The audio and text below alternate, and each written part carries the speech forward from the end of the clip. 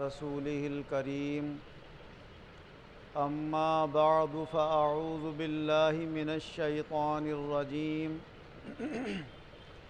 بسم الله الرحمن الرحيم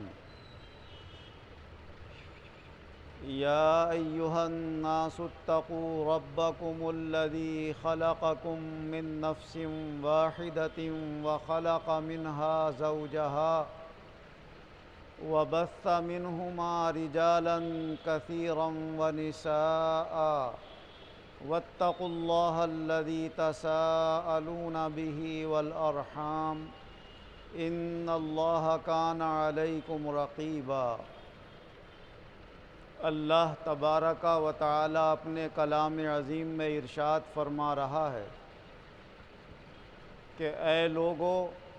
اپنے اس رب سے ڈرو جس نے تم سب کو ایک جان سے پیدا کیا ہے اور اس ایک جان سے ان کی بیوی کو پیدا کیا اور پھر ان دونوں جانوں کے ذریعے اپنی کثیر مخلوق کو عالم کے اندر پھیلایا، جن میں بہت سارے مرد بنائے اور بہت ساری عورتیں بنائیں۔ اس اللہ سے ڈرتے رہو جس کا واسطہ دے کر تم آپس میں ایک دوسرے سے اپنے سوال رکھتے ہو، اور رشتوں کو توڑنے سے ڈرتے رہو۔ بے شک اللہ تعالیٰ تمہارا نگہبان ہے، تمہارے سب کاموں کو وہ دیکھ رہا ہے۔ اللہ تبارک و تعالی اس مبارک آیت میں تمام انسانوں کو ان کا انسانیت کا رشتہ یاد دلا رہا ہے کہ اے اللہ کے بندو، آج تم اگرچہ بہت سارے مذہبوں میں بٹے ہوئے ہو، بہت سارے فرقوں میں تقسیم ہو، بہت سی مختلف قوموں میں نظر آ رہے ہو، تم نے اپنے ملکوں کی سرحدیں بنا کر الگ الگ اس دنیا کے حصوں کو تقسیم کر لیا ہے، مگر ایک رشتہ تمہارے درمیان ایسا ہے جو تم سب کو جوڑ کے رکھتا ہے، وہ تمہارا انسانیت کا رشتہ ہے کہ ہم نے تمام انسانوں کو ایک ہی جان سے پیدا کیا۔ وہ ایک جان کون ہے؟ حضرت آدم علیہ السلام، جو اللہ نے سب سے پہلا انسان بنایا، حضرت آدم علیہ السلام کو بنایا، اور پھر آدم علیہ السلام کو بنا کر جب ان کو جنت میں رہنے کی اجازت مرحمت فرما دی، انہیں سکونت عطا فرما دی، تو پھر ایک دن انہی کی بائیں پسلی سے حضرت حوا کو پیدا فرمایا،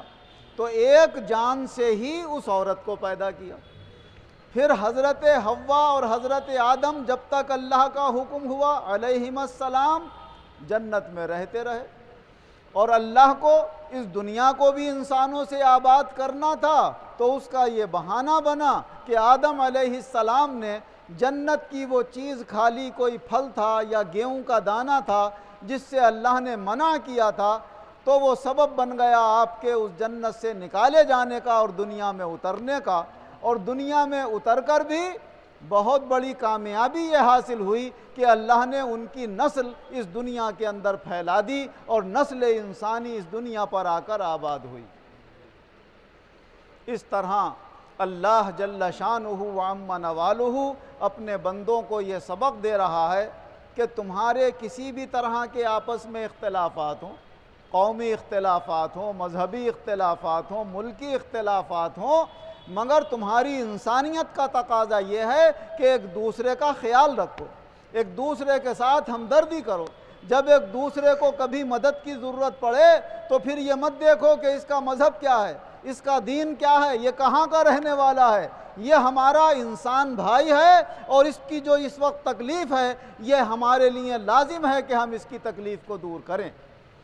حضرت جریر بن عبداللہ رضی اللہ عنہ روایت فرماتے ہیں کہ صبح صبح کا وقت تھا، ہم حضور صلی اللہ علیہ وسلم کے پاس مسجد کے اندر بیٹھے ہوئے تھے۔ صبح سے مراد یہ نہیں ہے کہ صبح کا بالکل صبح کا وقت ہو، دوپہر سے ذرا پہلے کا، دن کا اول حصہ جسے کہتے ہیں۔ کیا ہم بیٹھے ہوئے تھے، اچانک کچھ لوگ، پورا ایک قبیلہ مسجد کے اندر داخل ہوا، حضور صلی اللہ علیہ وسلم کے وہ سامنے آئے اور ان کے جسموں کو دیکھ کر، ان کے چہروں کو دیکھ کر غربت کے آثار ظاہر ہو رہے تھے۔ گرمی کا زمانہ، موٹے موٹے اون کے کپڑے لمبے چوڑے پہنے ہوئے جیسے قبائیں ہوتی ہیں، اور وہاں کا رواج تھا عرب لوگوں کا، تلواریں گردنوں میں لٹکی ہوئی ہیں۔ حضور صلی اللہ علیہ وسلم نے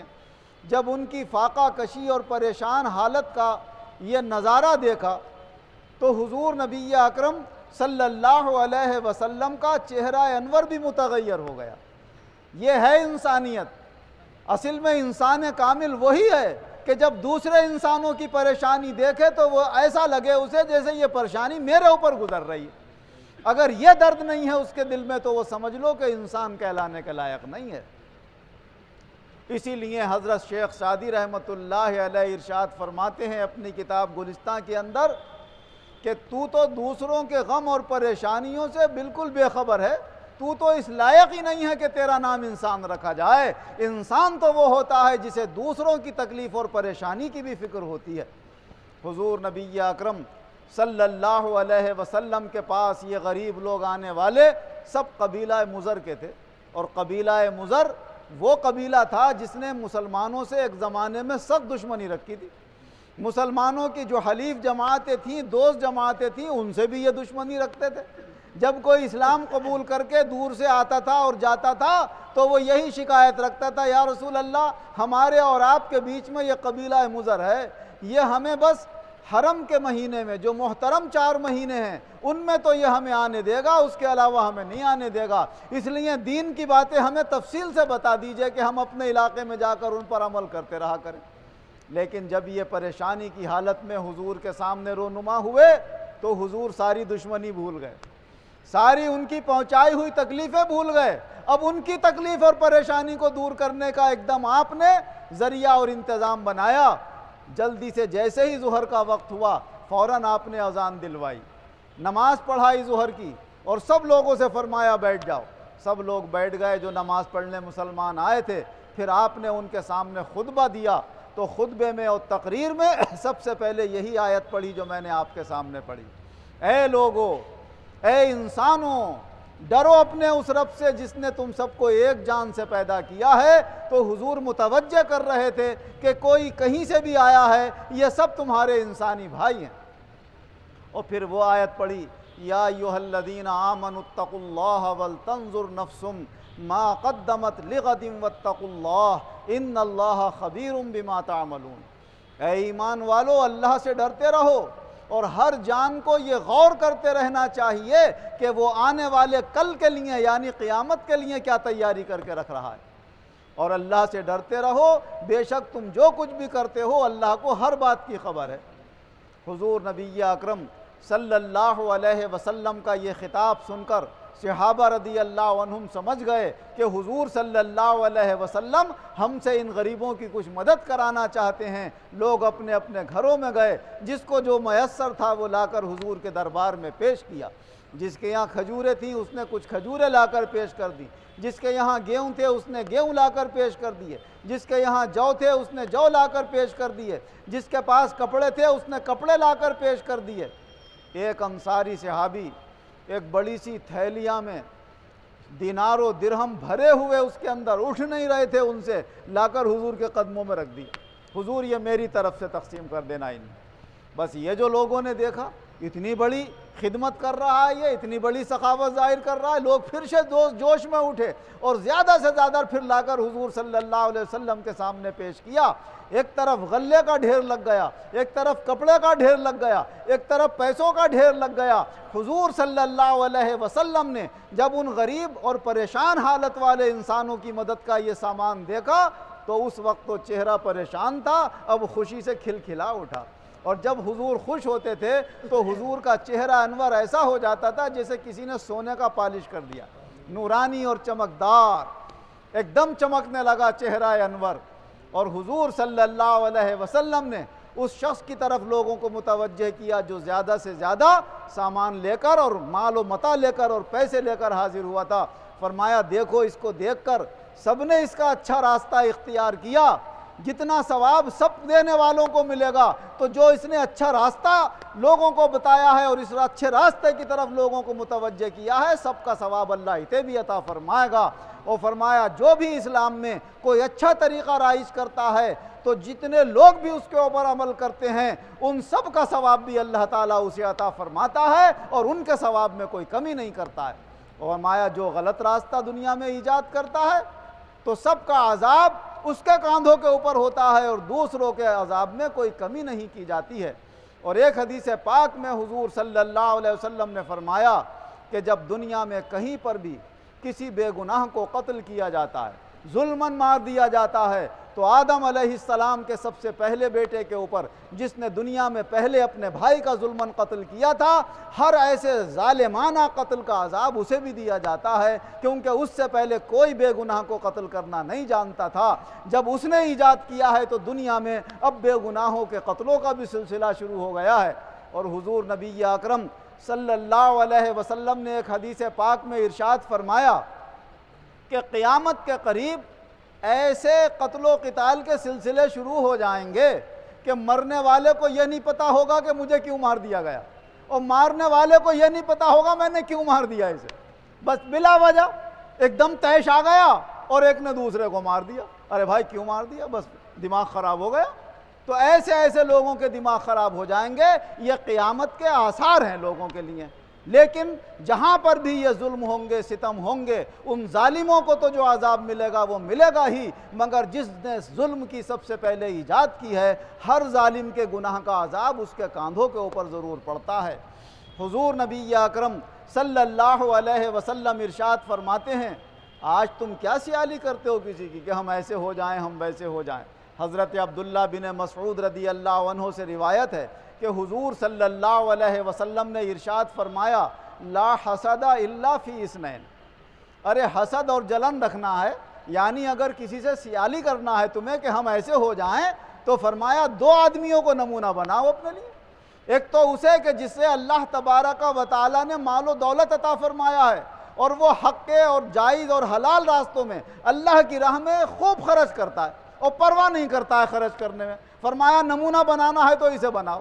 حسد کرنا ہے تو اس سے کرو، یعنی اگر تمہیں کسی کے سیالی کرنا ہے تو اس کی سیالی کرو کہ یہ تم بھی اللہ سے یہ کہو کہ اللہ اگر تو ہمیں مال دے گا تو ہم بھی اسی طرح تیری راہ میں خرچ کریں گے جیسے یہ کر رہا ہے۔ اور فرمایا دوسرا وہ جسے اللہ تعالیٰ نے علم و حکمت اور دین کا علم عطا فرما دیا، وہ اسی علم کے ذریعے سے لوگوں کے درمیان فیصلے بھی کرتا ہے اور علم کی باتیں دوسروں کو سکھاتا بھی ہے، فرمایا سیالی کرنا ہے تو اس سے کرو، حسد کرنا ہے تو اس سے کرو۔ کہ حسد سے مراد ہے یہاں پر غبطہ، کیونکہ حسد کے معنی تو یہ ہوتے ہیں کہ جو نعمت سامنے والے کے پاس ہے ہم جل رہے ہیں کہ اس کی یہ نعمت ختم ہو جائے، یہ ناجائز و حرام ہے۔ اور غبطہ اسے کہتے ہیں کہ ہم یہ آرزو کریں کہ جو نعمت اللہ نے اسے عطا فرمائی ہے وہ ہمیں بھی عطا فرما دے، تو ہم اس کی نعمت کو زائل نہیں کر رہے ہیں، ہم تو اپنے لیے اللہ سے نعمت مانگ رہے ہیں، یہ جائز ہے۔ تو یہ مراد ہے یہاں پر کہ تم اگر دوسرے کو دیکھ کر یہ چاہتے ہو کہ تمہارے پاس بھی ایسا ہو تو دو چیزوں کی آرزو کرو، اللہ سے دنیا کے مال کی اس لیے کہ تم اللہ کی راہ میں زیادہ سے زیادہ خرچ کر سکو، اور دوسرے اللہ سے علم دین مانگو اور اسے سیکھنے کی کوشش کرو تاکہ لوگوں تک علم دین پہنچا سکو۔ کیونکہ حضور نبی اکرم صلی اللہ علیہ وسلم سے جب پوچھا گیا یا رسول اللہ ایک عبادت گزار ہے اور ایک عالم ہے، دونوں میں کس کا اونچا مرتبہ ہے، تو حضور صلی اللہ علیہ وسلم نے فرمایا عالم کا مرتبہ عبادت گزار کے مقابلے میں ایسا ہے جیسے میرا مرتبہ تم میں سے کسی ادنا کے مقابلے میں ہے۔ فرمایا یہ علم دین حاصل کرنے کے بعد جو لوگوں کو علم دین کی باتیں سناتا اور سکھاتا ہے اس کے لیے اللہ بھی رحمت برساتا اس کے اوپر، اللہ کے فرشتے رحمت کی دعائیں کرتے ہیں، دریا میں مچھلیاں تک اس کے لیے رحمت اور مغفرت کی دعا کرتی ہیں۔ فرمایا اپنے سوراخوں میں چونٹیاں اس کے لیے مغفرت کی دعا کرتی ہیں اور رحمت کی دعائیں کرتی ہیں۔ تو یہ ہیں اللہ کے وہ مقرب اور محبوب بندے، کوشش کرو تو ان کو اپنی زندگی کے لیے نمونہ عمل بناؤ اور ان کے نقش قدم پر چلنے کی کوشش کرو۔ اللہ یہ مجھے بھی توفیق عطا فرمائے، آپ کو اور تمام اپنے بندے اور بندیوں کو توفیق عطا فرمائے، اور ظلم و ستم سے اور برے راستے اختیار کرنے سے اللہ سب کی حفاظت فرمائے۔ آمین وآخر دعوانا ان الحمد للہ رب العالمین۔ الحمدللہ رب العالمین والعاقبۃ للمتقین والصلاة والسلام علی خیر خلقہ محمد وآلہ واصحابہ اجمعین۔ اے اللہ ہمارے گناہوں کو معاف فرما، آئندہ گناہوں سے بچنے کی توفیق عطا فرما، سب بیماروں کو شفا عطا فرما، کمزوروں کو صحت و قوت عطا فرما، بے روزگاروں کو اچھے روزگار عطا فرما، جو برسر روزگار ہیں ان کے روزگاروں کی حفاظت فرما، ان میں اور خیر و برکت و ترقی عطا فرما، ہم سب کو اپنی رضامندی کا طالب بنا، آخرت کی کامیابی کی فکر عطا فرما، دنیا کی حوث دنیا کا لالچ ہمارے دلوں سے دور فرما، دینی دنیاوی نعمتیں جائز اور حلال راستوں سے ہمیں خوب عطا فرما، ان میں خیر و برکت و ترقی عطا فرما، ترقی کے بعد تنزل سے ہماری حفاظت فرما، اور صحیح طریقے سے اپنی نعمتیں حاصل کر کے انہیں خرچ کرنے کی توفیق عطا فرما، بے جا اسراف سے ہماری حفاظت فرما، دنیا اور آخرت دونوں جہان میں ایمان و عزت کے ساتھ ہم سب مسلمانوں کو شاندار کامیابی عطا فرما، جو بے گناہ قتل کر دیے گئے انہیں شہادت کے مرتبے عطا فرما، ظالموں کو سزائے واقعی عطا فرما، کچھ لوگ گم شدہ ہیں مولا ان کو واپس فرما کر ان کے گھر والوں کو چین سکون اور اطمینان عطا فرما، ہم سب کو عقل سلیم اور ہوش عطا فرما، دونوں جہان میں ایمان و عزت کے ساتھ ہم سب مسلمانوں کو شاندار کامیابی عطا فرما، آمین بجاہ